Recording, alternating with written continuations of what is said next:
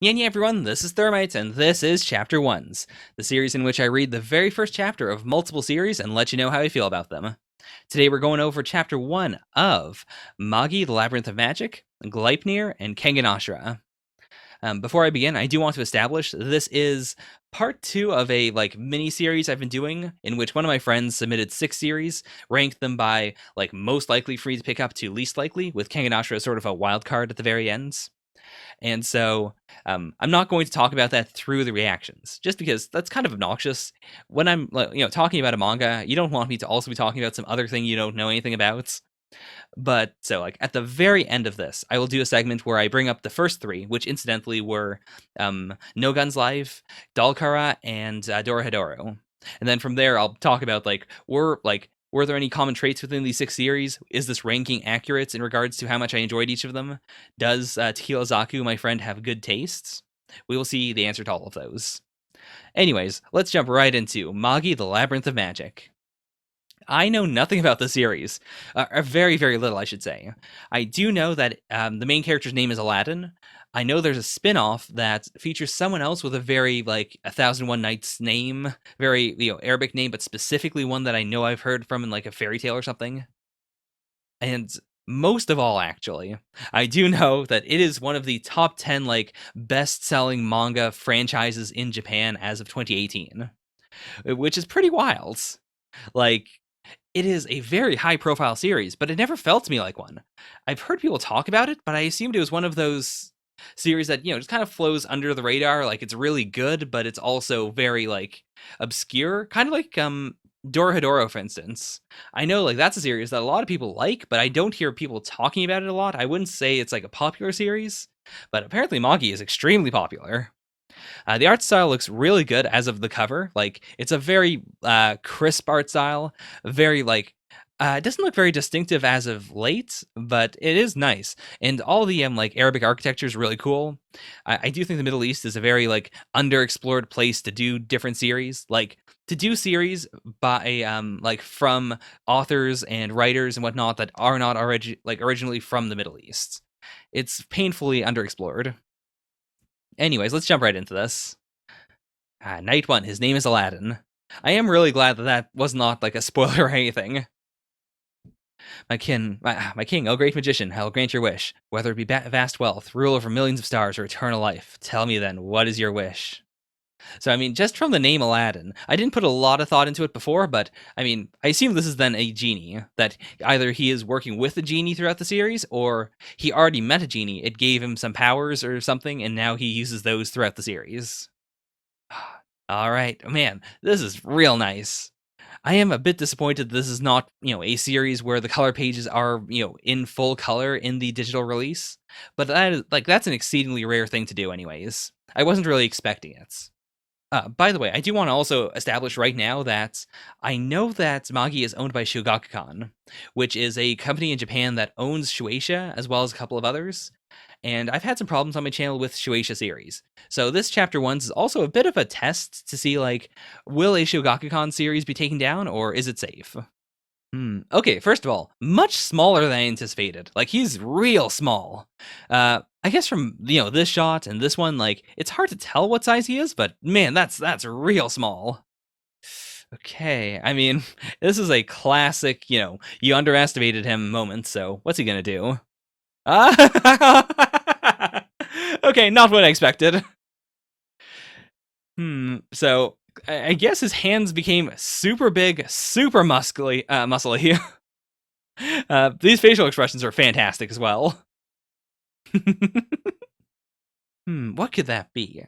Because I'm halfway split immediately on whether this is a genie that is on his side, or whether he just wished for the power to become super strong, or to inflate his muscles. Okay, so I guess they were pretty they had a reputation. Ooh, first of all, I do like the whole aesthetic of this, the farmer's market feel. And also, this is a cool idea. She's clearly foreign, and she's here selling, foreign fruits.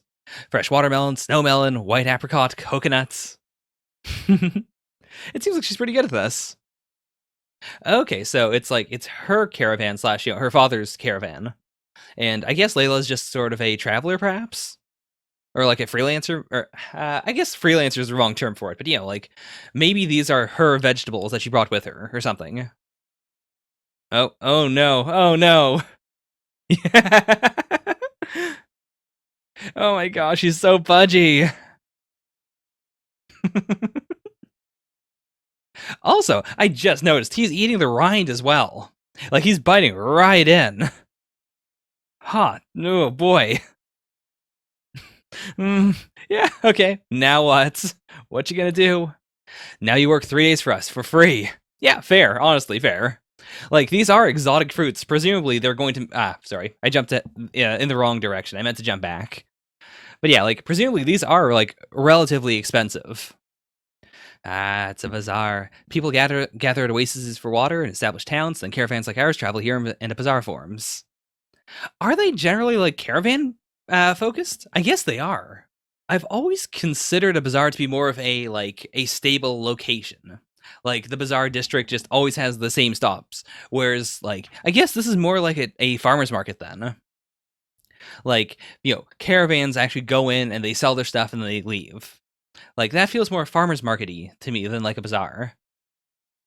Bandits, they're scary people who hide in the desert and rob passing caravans. Aladdin wouldn't know about that at all. I like it might just be like these people are like traveling salespeople, so that's why we're focusing on it so much. But I'm curious if like Magi is going to have like a financial elements to it. Like, is it going to be a series where a big part of it is like going to different places and getting stuff and then reselling it? By the way, so far the art style has been super versatile, especially with Aladdin. Like he looks super adorable when he's like in full chibi mode, when he's like in half chibi mode, and like when he's looking like that too. Like he looks good in every art style. It's great. He's so versatile. Like he's versatile, and also like his design is very distinct. So even with a bunch of other people who also wear turbans, or people who also wear like poofy pants, for instance, he still stands out. He's still very easily recognizable. I mean, the flute, I suppose, is the most recognizable part of him. I'm searching for treasure with my friends. Okay. We're looking for metal musical instruments and lamps and stuff. So I assume, like, we saw the the flashback thingy before. So his friend, most likely a genie. In which case, is he looking for like another genie, or is it something else? Okay, let me introduce you to my dear friends. Let's see how this works. This is Ugo. Okay, so it is the flutes. Okay, it doesn't look like he was rubbing the fruit, the flutes. It looks more like he just kind of like turned it sideways, and that's what released him. Okay, so yes, the giant arms were in fact Ugo. So big. Okay. I mean, I'm into this. I'm definitely into this. What were those hands? Or were they snakes? That is like, in terms of just an ability to have, or like a selling point, that is a really interesting concept. Like, specifically the fact that Ugo is a friend. Like, he has a personality, clearly. He's not just a punch ghost. Because it means that we do have the standard contrast of small, like physically weak looking person, and then like big strong arms that come out and do what he wants. But at the same time, it's not like he gives it commands, or like he might, but like they are friends, they're equals. That girl, is that who I think it is? Oh, is she famous? Or if not famous, does she have like an important family? It feels like she's gonna get kidnapped. Won't let him do anything to harm the people of his caravan. Oh boy! Oh boy!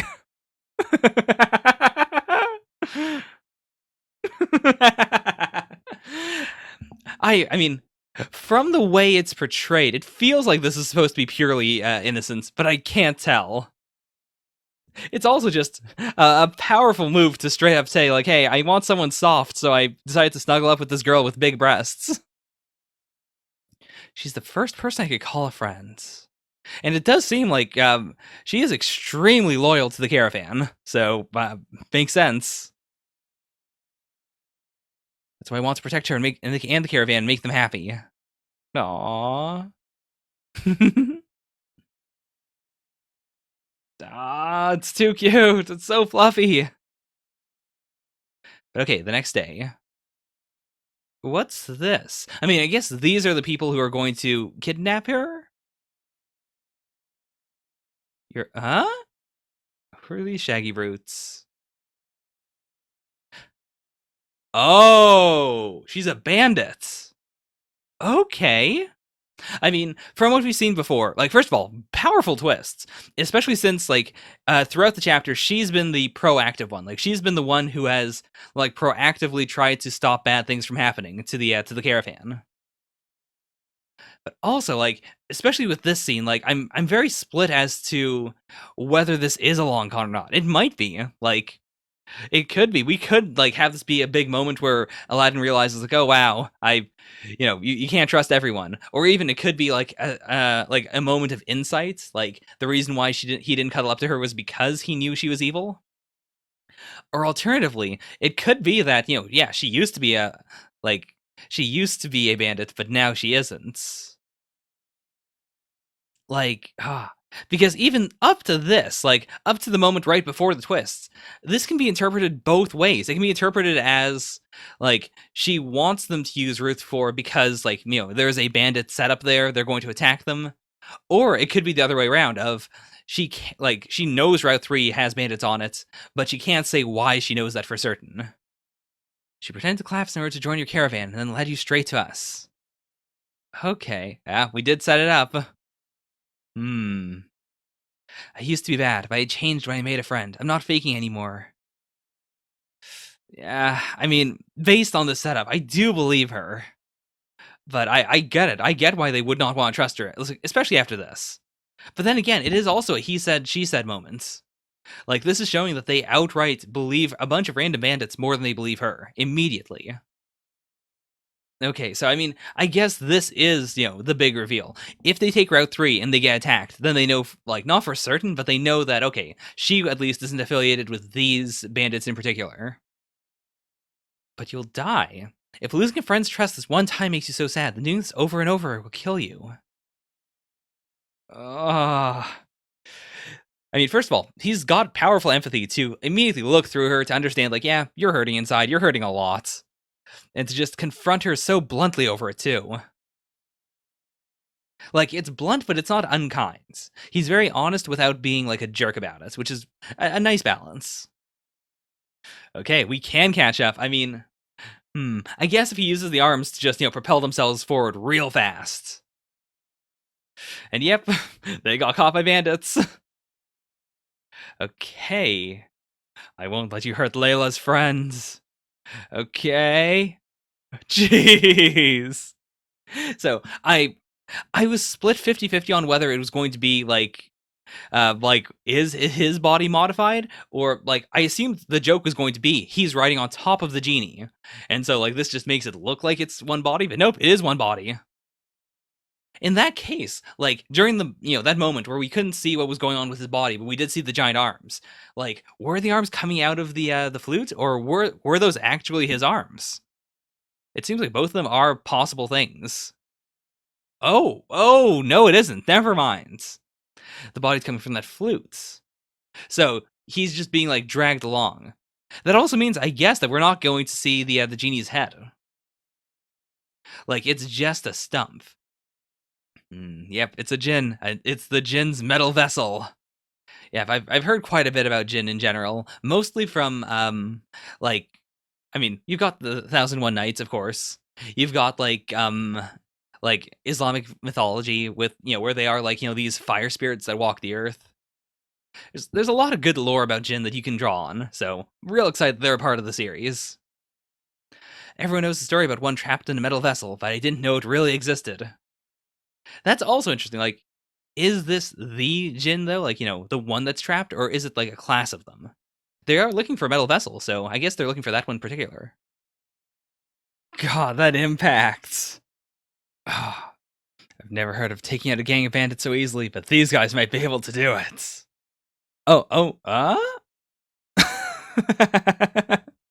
If a girl touches him, he passes out from the excitement. So like I thought it was partially like a gag of just, he summoned him too quickly, or he just summoned the body because they needed to run real fast. But like from this shot, it looks like he literally can't take his head out. So like either I wonder why that is though. Like the immediate thing that comes to mind is maybe like due to the laws of being a genie, like if he completely removes himself, that uses up a wish or something like that. So in order to like consistently help out Aladdin, the genie has to like keep at least part of him inside at all times. Ah, can't move. Give back Yuko's purity. Strong even when he can't move. So he blows into the flute, throws it into the air. Wait a minute. I actually don't know what this could be. Oh, okay, I get it. It's a tactical Ugo. The panel placement here is so good too. Like the zoom in, it's so cinematic. I love it. Oh my god, he's so big. Also, I guess this does imply that, like, Ugo coming out is not necessarily a thing that only he can do, or like it's not something he has to consciously do. Like Aladdin can just make him come out to some extent. I'm curious as to whether this hand movement is like an actual thing, like if he has some power over Ugo, or if it's just him doing it because it's exciting. Okay, so this is their actual meeting, and we're seeing that Ugo does in fact have a head. Like that was another possibility, that he just does not have a head for whatever reason. Right. If you may have fortune, fame, and eternal life. No thanks. I just have one wish. What was it? I mean, I guess for the two of them to go off on a journey, maybe? Be my friends. Oh, so much more simple, too. Because it's not like they have a specific end game. It's not like he said, let's do this, or let's find your friend. Let's find that certain lamp, and then it's over. It's just be my friends. Like, it is a constant movement. Or, like, it is just a constant, I suppose. Also, see, I'm not sure how I like the silhouettes here. It's cool in its own way, but like I don't know, it feels kind of messy overlaid on top of this. Like they don't really have a thematic connection at all. I mean, I guess they do. I guess it is. The two of them are friends. At the same time, we get to see how Aladdin and Ugo became friends. If you find a metal vessel with a djinn in it, they're timid, so be careful. Don't frighten them with that scary mug of yours. Oh my gosh. Okay, so it looks like they're definitely not going to be like recurring characters, or maybe recurring, but they're not going to be accompanying Aladdin.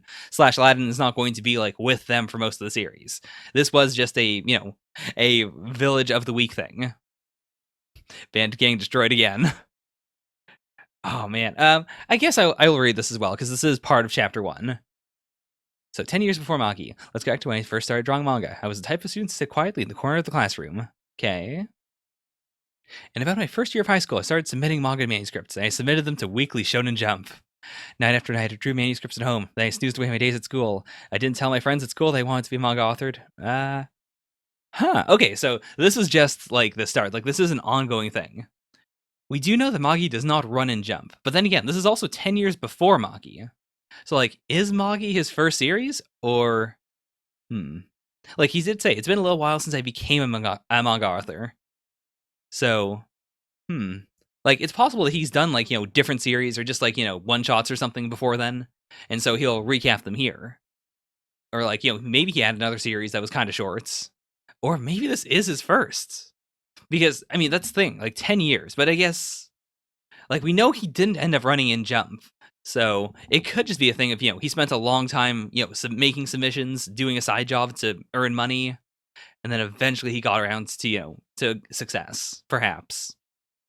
Anyways, talking about the chapter itself, it was fantastic. The art style really good, the characters good, the character motivations, like the emotional impact of all the characters, solid. Like for a first chapter, for a chapter 1, which I've read many of at this point, like it was all really, really good. I really like. It did feel like a chapter 1 that could also serve as a one-shot. Like, it's this immediate intro into the world. Nothing's too complicated. It all makes sense. It thematically all ties together within one chapter. Like, I do feel extremely satisfied having read it. So overall, this is the one I wanted to use. I have this one, and I have a separate one with the other series that I read before that I want to compare. It doesn't matter. So, anyways, Magi is definitely a will read. Like, whether I do it on the channel, it depends on how this video goes. If this video gets taken down, like I might wait a little while because I also have a bunch of other series that I already picked up, like Dorohedoro. But like, if this video stays up for a while, it doesn't get striken, it doesn't get a strike on it, then I'll know that Magi is safe. Because Gleipnir also safe. Kengan Asura, I believe, is safe as well. Like, these two are not at all affiliated with Shueisha. It's just Magi that isn't, but it's affiliated with a company that is also affiliated with Shueisha. So, well, we'll see. If this video gets taken down, I know it'll be because of Magi. Therefore, I won't do it on the channel. But until then, this is definitely a will read. Like, at the very least, even if I don't read all the series that are submitted for chapter ones that I end up liking, at the very least I have more stuff to read. I do really enjoy reading, like, just for the sake of it. So that was Magi. Don't have anything else really to say. I think I covered everything. So let's move right along to Gleipnir. So again, I know very little about Gleipnir apart from this cover. I've seen this cover before. I think I saw the cover for like volume 5 or something. Like, I looked it up on Mangadex at one point, and Mangadex always uses the most recent volume cover. So I know about this. And I think I was sold on the series via the idea of it's about fursuits. Or like weird fleshy fursuits that's definitely flesh inside. And I mean, I'm into fursuits. I'm into mascot costumes. I think that's a cool aesthetic. This giant, like, actual metal zipper is intriguing. Like, it implies that, it's not just an animal that you jump into. It is like something man-made, or at least it has elements of something man-made on it. Yeah, good aesthetic. Also, a gun. A giant gun that is clearly meant for this creature. So, I mean, all I'm looking for is literally what's on the cover. I know nothing else about the series. I don't really need anything else from the series. Oh, this runs in Young Magazine. So this seems to be this girl also here, but she's wearing the paws herself. Also, they aren't these paws. Like, these are just straight up like not actual animal paws, but like, they're more like anthro paws as opposed to fursuit paws. Huh. I wonder what that implies then. She doesn't seem to have a tail or anything else like that is like specifically animalistic. All right, chapter 1, Inside Me. That's a powerful tagline. Also, this is significantly more lewd looking than the two other bits of imagery we've seen. Like, even this one, like, it took me until this sketch actually to realize that you can see her panty line here. But even then, like, I don't think that's that sexual. Whereas, like, this is explicitly very sexual. Okay, starting off with crying, a death threat, and a panty shot, and like a visual of camel toe. That's a strong start. Then kill me, you monster. So this is the girl. But who is this then? Show me more, Shuichi. What I haven't seen yet. Come on, tell me. Just what is it that's inside you? Is this the same eye? I don't think so. I mean, maybe. When I first looked at this, it looked like a socket almost, like a plug or something. But I guess like this shot makes it look more like a plus. Like, I guess it is supposed to be a like one of those little a bit of light glinting off of his eyes, but also it's supposed to be cross-shaped. Huh. I mean, I didn't really consider the idea that that this was a person. I thought it was going to be more of a almost mecha series with, a pilot and then a device, a giant fursuit that they pilot, that they control. Like, I assumed she was going to be the main character. Whereas with this setup makes it feel more like she's going to be the person who pushes the series along. The mysterious stranger that drags our main character into the new world of whatever it is. Career counseling. Okay, so I guess he had like an offer for a university or something, but he's moving away from it for some reason. That's a lie. Something I want to do? That's right, I did have something like that until now, didn't I? Okay. Like, I don't know if this is a flashback or if this is, like, just continuing on from that scene. Why does things to stay like that forever? How cryptic. So this dead dog does seem to be, like, a literal thing that he's looking at. So what led to this? Also, what is she carrying? Like, I assume it's the same girl. Is this supposed to be, like, just a container of, like, gasoline or something? Dumb raccoon, you got hit by a car, didn't you? You should have just stayed out of trouble in the mountains. Oh. Oh.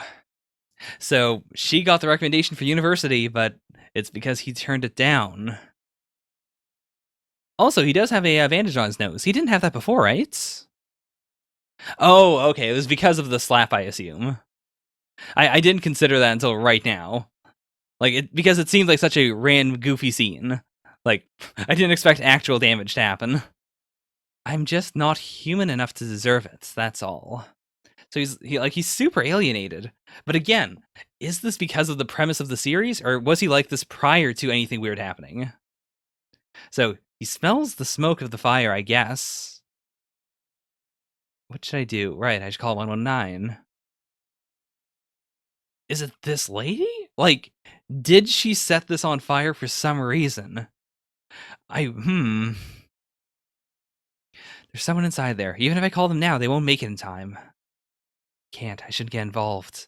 This is such an interesting mystery, I suppose, because it doesn't feel like a first chapter. Like, it doesn't feel like an intentional mystery. It feels like I skipped a chapter. I know I didn't, but that's the way it feels. And like, that's a really interesting aesthetic. I have a monster inside of me. I have no idea how I ended up with this power. Why do I have this sense of smell? And why do I have this bizarre body? Can he control himself without someone inside? Like, can he just mutate into a giant fursuit and then, like, run through the building? I guess so. I guess that's it. Man. Yeah, like, if it wasn't for the cover especially, like, we don't really see it before that moment. I guess we do see it here. Never mind. But I was gonna say, like, if you didn't know about that design, this would have been such a crazy reveal. To think of him as like, oh, maybe he's a werewolf, and then to see this. I can just barely wrap my head around having the power to transform, but why into a cartoon mascot costume? And why a dog? It makes literally no sense. I guess it can't be the raccoon that cursed him then, if it's supposed to be a dog. But it does look vaguely raccoonish. I guess that's mostly just, the patch here that makes me think that. Like, the patch and the ears. Is he super strong? I guess so. What the hell? What the hell is with this body?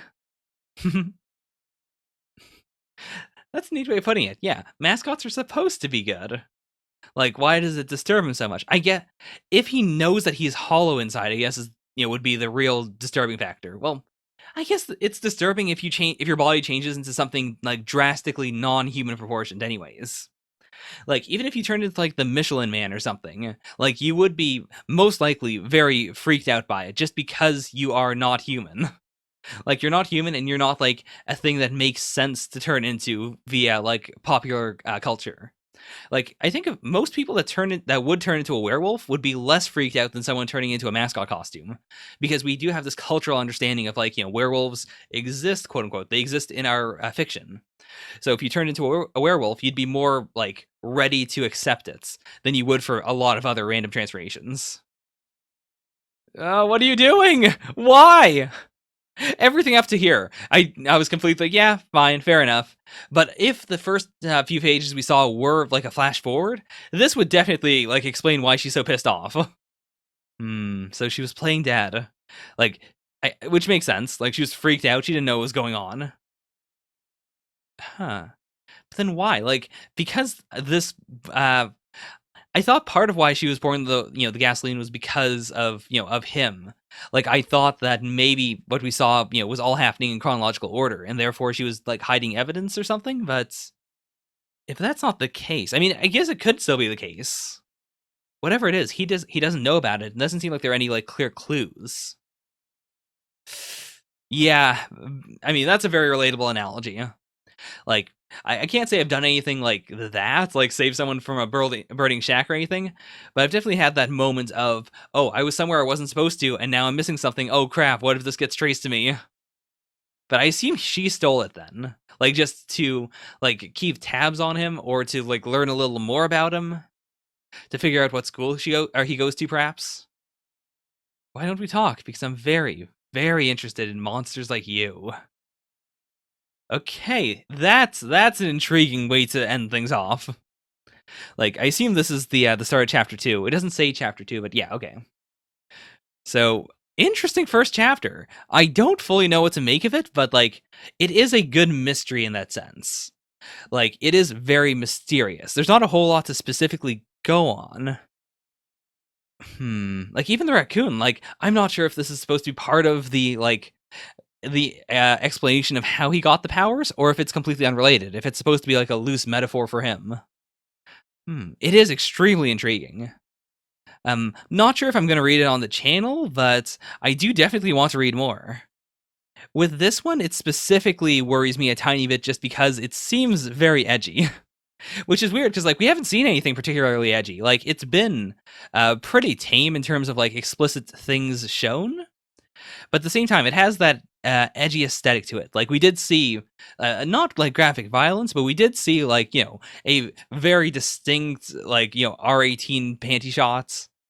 Uh, I don't know what about it makes me feel like it's going to be very edgy, but like there's something about it. There's something about the style of it, the way the story is told, like even the fact that there is this comedy here.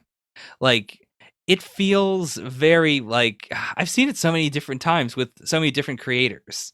I don't know how to fully explain it apart from just, it's that feeling of potential edginess. And I do want to avoid having more edgy series on the channel.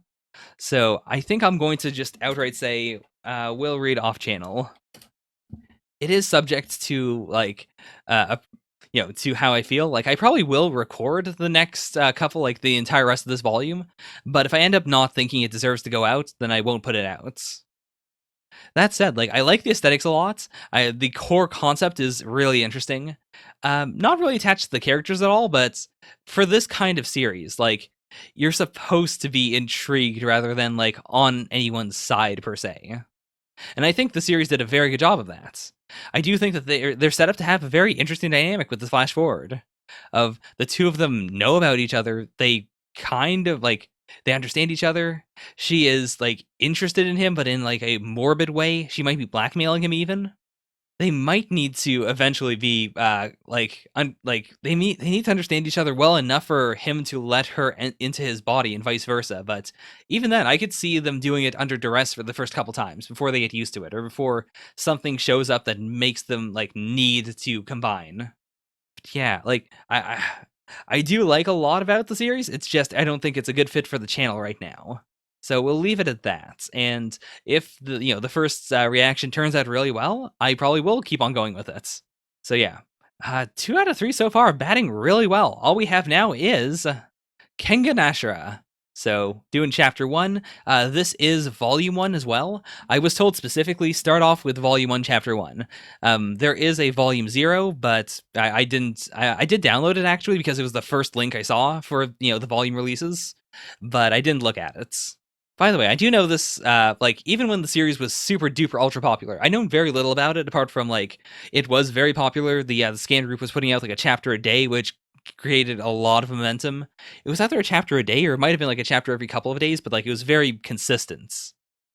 I remember there being a lot of, like, splits over, like, how you write the name down. Like, it can be romanized, like, 4 different ways or something.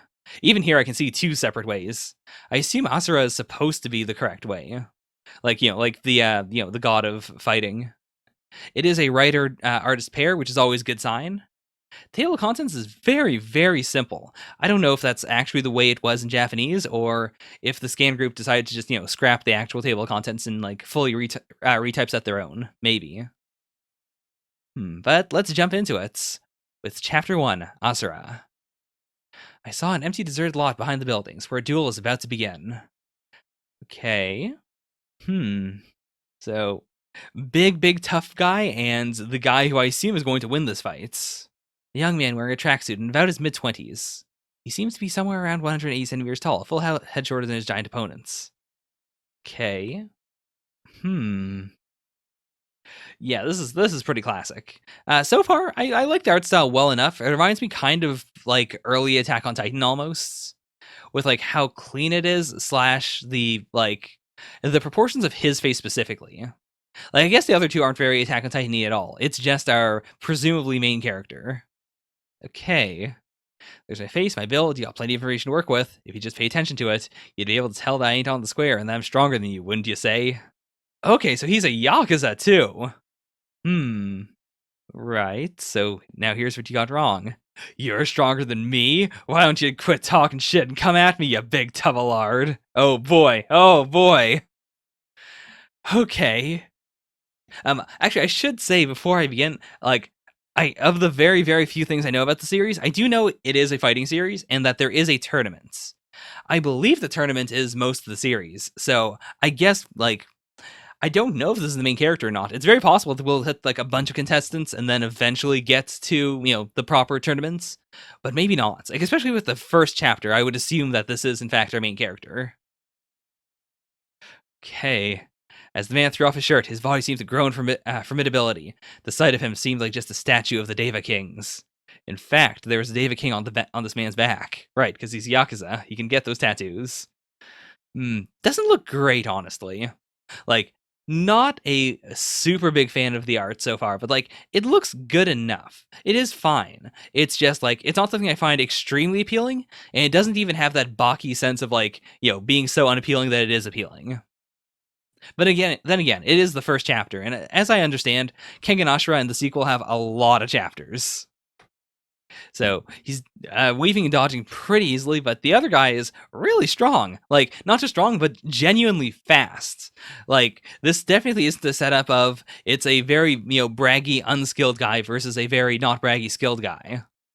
Holy shit, it's like I'm fighting a Buddha statue. Like, he actually is sweating. Like, I doubt then that this is going to be a super easy, hey, let me use my full power situation.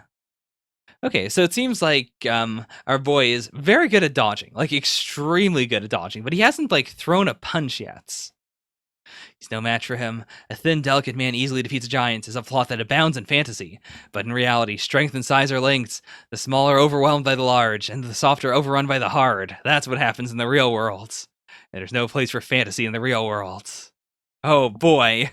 I mean, first of all, calling me right out. Secondly, like, I imagine this is going to be a bit fantastical then. Oof. Oh, that's a solid hit. Like, it's a solid hit, and it's one where we don't see the fist. We just see the aftermath. Or we just see the damage, I suppose. You just don't get it, do you? Chest muscles aren't enough. Oh my gosh, it's the classic, the Fist of the North Star panels. Like, where you have someone, like, literally become significantly larger in the panel because of, the fact that they are getting the advantage in the fights. I've missed this. I've missed this in, like, a normal, like, modern series. Okay, so, I mean, now he's kind of, I wouldn't say he's blown his load, but he's shown that, yeah, like, he's definitely strong here. Like, he can't be underestimated. So how is this man going to fight knowing that he's against, he's fighting someone who is legitimately very dangerous? What'd I just tell you? Okay. So he didn't just stop the lunge, but like I guess he's holding the arm in place so that the force of his momentum starts like, traveling up his arm. Yeah, that's gonna hurt. That's gonna need to be popped back in. Looks like he dislocated it pretty neatly. Jeez. Oh my god. On one final kick for good measure. Oh my god. I mean, it's nothing if not flashy. Like, flashy while still being very realistic. I'm definitely sold on the fighting style, that's for sure. And, like, I'm sold on the mangaka's ability to convey, fighting and momentum and, the force of a fight. Please, tell me your name. I had nothing but the utmost respect for this man young enough to be my son. Tokita Oma. As in the witching hour? I have heard of this. Like, Oma as a Japanese reference to 12 o'clock. Like, not to the witching hour as we know it's in the West, but in a Japanese equivalence to it. Like, it basically is the witching hour. And then even Tokita, like, Toki is time. So is his entire name, like, a reference to the time of the witching hour then? Like, it seems like his fighting style is based mostly on, dodges and being super light while also being able to hit very hard. But I'm not sure how I would like translate it into that into like a supernatural thing. Like, assuming that he isn't supernatural, but that, his fighting style is something that you would compare to something supernatural. What's his name? My name is Yamashita Kazuo. First of all, he didn't get it. That's definitely not what he said. So, you want to fight too? Serious. I'll be killed. Can't breathe. Hurry. Can't speak. Say no. I'm gonna suffocate first. No. God, what a fighting junkie then. Jeez. And we're not moving perspectives. We are staying on him. Yamashita Kazuo, age 56, a real straight shooter with a wife and kids, a middle-aged man who lived for nothing but drinking, gambling, and shopping. But today, for the first time in 15 years, he slept with a woman. This man was spurred on by survival instincts. Being exposed to bloodlust like he had never experienced before, this man instinctively recognized a threat to his life. Holy crap. I mean, I do love this whenever it shows up in fiction, but my god. Like, to not even be in the fight, but just to be spurred on like this due to the force of the scary aura. And I mean, I am glad that he doesn't think of it like that. Like, oh no, I'm so scared, I need to come inside of someone. Like, realistically, in the moment, it would be much closer to, oh my god, I'm really freaked out, I'm gonna have sex. And then only later would he realize, why it is that he felt like doing that. Oh, this is actually really cool that we're seeing the production stuff here. Especially like right after the chapter, as opposed to just being all the way in the back of the volume. Oh, okay, I can see that. Like, I am a big fan of Kamen Rider Kabuto, and I can see, like, especially in his hair and, like, not really when he's fighting. When he's fighting, he looks more like a Go Nagai character, honestly. But whenever he has a calm facial expression, he does look a lot like Tendo Soji. And that also, actually, that definitely explains this kick, this one, where like he's walking away, the enemy is falling towards him, and then he does this like quick spin kick right in the air. Like, that is a Kamen Rider Kabuto kick. Like, that is how his finisher works. Incidentally, I learned about the idea of Oma, of the Japanese witching hour, from another Rider series. Okay, after making him more muscular outwardly and more intrepid inwardly, I ended up with the character of Tokita Oma. All right. They put a lot of effort into like the pre-planning for this. Oma's design behavior is slightly different from the Oma depicted in the web edition, so we encourage you to compare them. Okay. Cool. So like this was a very large project as opposed to just any random manga. Well, I'm definitely sold on reading it. Whether I do it on the channel or not is definitely up in the air. In general, I think I'm pretty bad at reacting to like fighting series, but also a lot of people do seem to watch my One Punch Man reactions. So, like, I definitely enjoyed it. I'm certainly interested in reading more, but we'll see how it goes. Like, I guess I will commit to it. I will just outright say we'll read on channel. It'll be like Gleipnir, I guess. Which is weird because like these all have different things, but they all come down to the same general concept of I will record the first volume of all of these.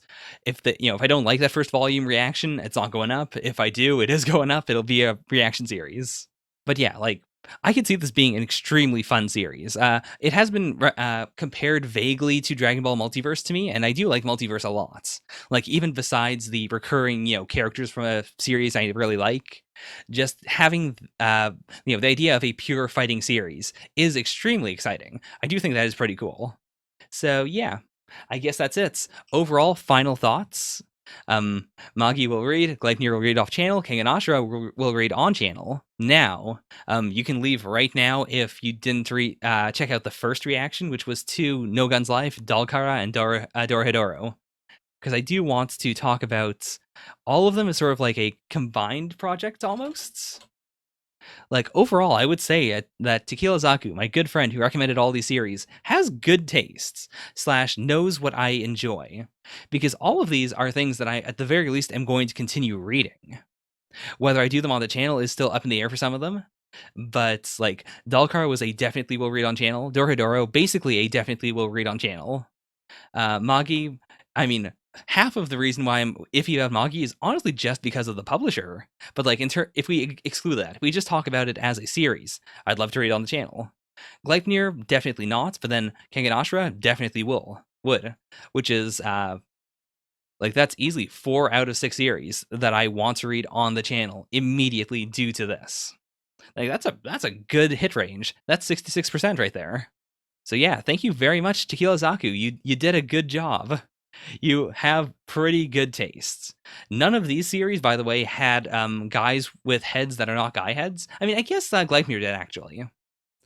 Gleipnir did. Magi, I guess it depends on how you want to interpret the genie, because I guess theoretically you would say that he had a flute for a head.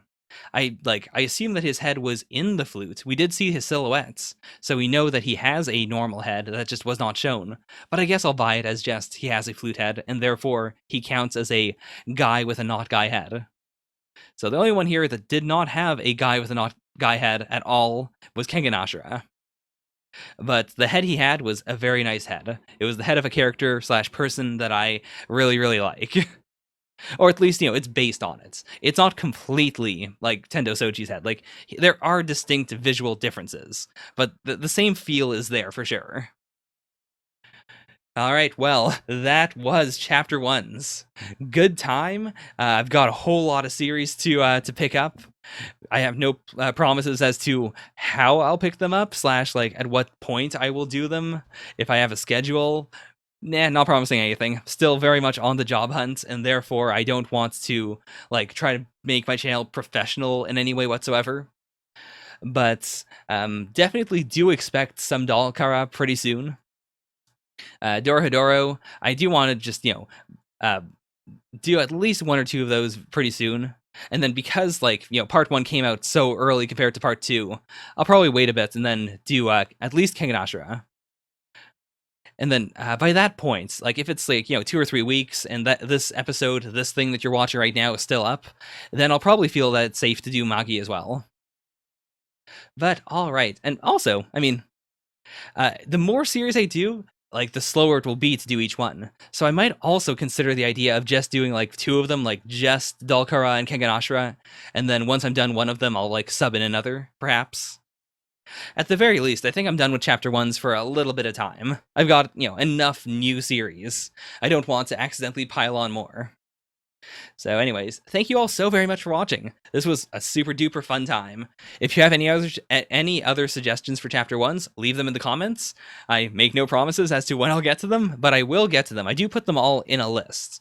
If you do want to submit anything, please do make sure that it's not owned by Shueisha in Japan. The English publisher does not seem to matter right now, but Shueisha in Japan, very, very rough when it comes to taking down my series. I only very recently learned that the reason, they used to own Alita, but they lost the rights to Alita, and that's why they've never taken down Alita. I used to think it was because, for whatever reason they weren't going to, but nope, it's because another publisher owns it, so, Apart from that, I will do basically anything. There are certain things I'm trying to avoid right now, like edgy series, but even then, feel free to post them. At the very least, I will read them. I might just do them personally, but even if I just do them personally, I might talk about them. I might do videos on them. Who knows? Anyways, thank you all so much for watching. Bye for now. Yeah.